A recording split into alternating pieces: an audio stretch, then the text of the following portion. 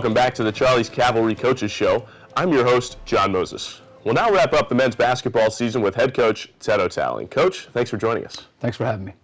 Well, Coach, you had two hard-fought games in the conference tournament, a victory over Pace University and a close loss to Adelphi. What do you think your team learned from those two games? Well, just being in the postseason, I think, was a great learning experience for us. Obviously, to get to that point and just get a taste of the postseason, I think can only benefit our younger players. But we played those teams 2 times before and had very competitive games. It was great to come up on the winning end against Pace on the road as well. It was our 8th road win of the year, which is, I thought, a really great achievement for our program. And then I thought we were, again, competitive at Adelphi, but like we've said before, it comes down to last 4 minutes, just struggled to make some shots and make some plays, but thought we really competed and really great experience for our younger players. Well, when we first spoke this season, you talked about the need to play tough defense and control the paint. Now that we're looking at some of the final season statistics, you finished 14th in Division II and 3rd in scoring defense in the conference, as well as ranking in the top 50 in a number of other defensive categories. What do you attribute that success to? Recruiting. I think we have a lot of talent in the program, especially in our front court. But when you add guys like London Barek, Cyrus James, and Eric Anderson, you are going to be able to protect your rim, protect your paint, and obviously protect your backboards. So if you look at our stats this year, I thought the success we had can really be attributed to our defensive focus, and those guys had a huge part in that. We were 2nd in field goal percentage. We were 2nd in rebounding percentage. We were number 1 in rebound differential. So we really did a good job of limiting easy baskets and also not giving people second opportunities on their possessions. Well, when you look back on this season, which wins are you most proud of? There's a lot of them. I think our Stonehill win on the road against a very good team was a huge win. But then our Pace game, a team that had beaten us twice, a road game, our first postseason appearance since 2005. So there's a lot of great victories for us, but probably that last one was probably the highlight of our year, and hopefully it gives us a little momentum moving into the future here, and hopefully we can have more of those throughout the course of next season. Yeah, Franklin Pierce is a game that really sticks out to me too, a 3-point win at home. Take us a little bit through that game and what went right. Yeah, I thought in stretches we really defended really well this year, and I thought we really became one of the better defensive teams in the league. And right now, if you look at the stats, Franklin Pierce is, they score about 108 points per 100 possessions, so they're one of the best offensive teams in the league. But we really handled their guards and their bigger players.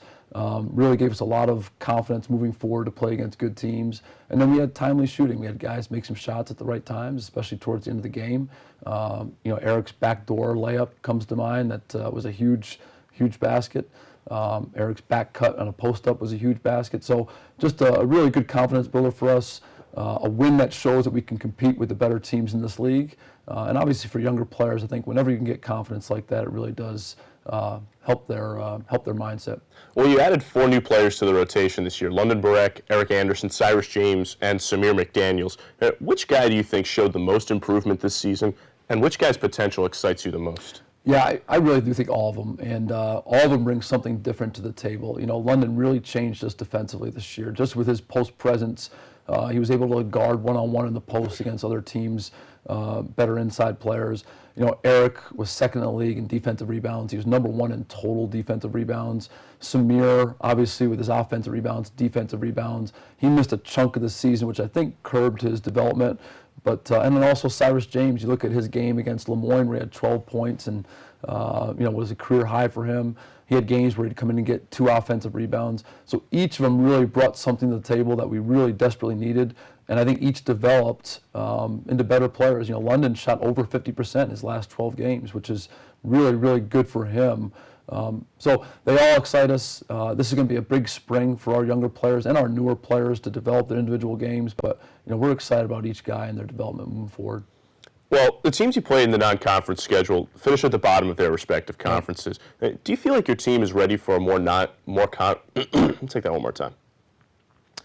The teams you played in the non-conference schedule finish at the bottom of their respective conferences. Do you feel like your team is ready for a more challenging non-conference schedule next season? Yeah, I think the focus moving forward is to, first of all, try and get games. It's we have a 22 league game schedule, and there's only 4 opportunities to play in non-league opponents. We would like to get home games. That's a factor that moves into it. But sometimes you can't predict how teams are going to be from year to year with new players coming in, with graduation. So we are going to try and schedule games that are challenging for us and help us prepare for our league schedule. But with such a grueling league schedule, 22 league games, more often than not, our second game of the year is a league game. So we're going to try and find teams that help us prepare for our league schedule. And moving forward, that's obviously a big focus if you want to get in the NCAA tournament. Well, you have no graduating seniors on this team. You return the entire core. How do you plan to attack this offseason from a recruiting perspective? Yeah, you recruit all year long, and now the intensity probably steps up a notch when your season's over. But we're always looking for players. Obviously, you're always looking at younger players, 2013s, 2014s. So we'll have the same recruiting focus we've had since we've been here. Obviously, the 2013 class will be a very big class for us with, Jeremy Williams, Sean Harris, and London Barrett graduating. But it'll be business as usual, and obviously we're looking for great student athletes, great people, and obviously guys who can perform and help us achieve. But business as usual with the recruiting front. Yeah, I mean, the one area that I would pinpoint is, some more wing scoring. I felt like at times this year, you got to be a little over dependent on Justin Exum's shooting ability. So would you say wing scoring is the area you're looking for? Yeah, I would say the wing scoring, but also scoring in general. And I think, you look at our team, our freshmen are going to develop into different players next year. So you look at Samir and Eric and Cyrus, this is a big, big spring and summer for them. And they'll be different players moving forward. So that's like a recruiting class in itself. And then obviously, we do need more perimeter shooting. I think that's, was a little bit of a weakness of ours, just the ability to stretch the defense and make shots, to open up the paint and make it easier for guys like London and Cyrus and Eric to score. But I'm confident that all of our players will, put in the work. I think they're very committed. I think they're very invested in the program right now. And I think that this spring and summer, with a little of success that we've had, will motivate them to come back as better players. Well, Chet Atkins made significant strides this season on the offensive end. He finished the year shooting just about 50% from the field, 72% from the line. So, big uptick in the shooting. Right. But where does Jeff have to improve for your team to take the next step? Yeah, I think he has to still improve in all those areas. I don't think he's reached his ceiling yet. And the great thing about Jeff is, he really does take coaching really well. And, when I've been a coach for a long time, the guys who are able to take coaching and use it to their benefit, usually the ones who succeed. And obviously Jeff is, for our program, the poster child for that. He's really improved in every facet of his game. I think as he gets more mature in the point guard slot, there's a lot of responsibility. It's like the quarterback in football. But I think as he gets more mature and more comfortable with the college game, I think just managing the game, getting the ball in the right spots, and just leading his team, I think he'll get much, much better at that as he matures. But really happy with his progress, happy for him as an individual, and obviously made our team much more successful. Well, Eric Anderson finished the year tied for 5th in the conference in minutes. Talk a little about the trust you developed in Eric throughout the season and how you think he dealt with all those minutes from a physical standpoint. Yeah, typical of most freshmen. It's a long season, very difficult from when they come from high school. I thought he handled it really well. I've asked him many times during the games, "Are you okay?" And he's pretty much told me he's fine. But, he had a little bit of lull scoring the ball in the middle of the season, which I think happens for most freshmen. And we put him in a situation I don't think any freshman is really ready to, the burden they're ready to take on. But I thought he did really, really well. Thought he finished the season great, especially on the defensive end with the defensive backboards.